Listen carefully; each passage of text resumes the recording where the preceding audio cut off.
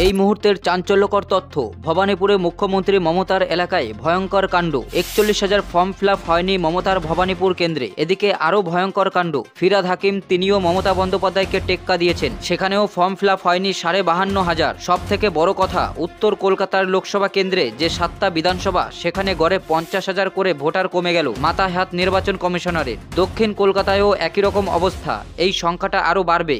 এখনও SIR পুরোপুরি complete হয়নি, তাতেই যেভাবে একের পর এক তথ্য বেরিয়ে আসছে মাথায় হাত নির্বাচন কমিশনারের। এখন আপনারাই বলুন, কেন এতদিন ধরে মমতা বন্দ্যোপাধ্যায় SIR নিয়ে বিরোধিতা করছিলেন?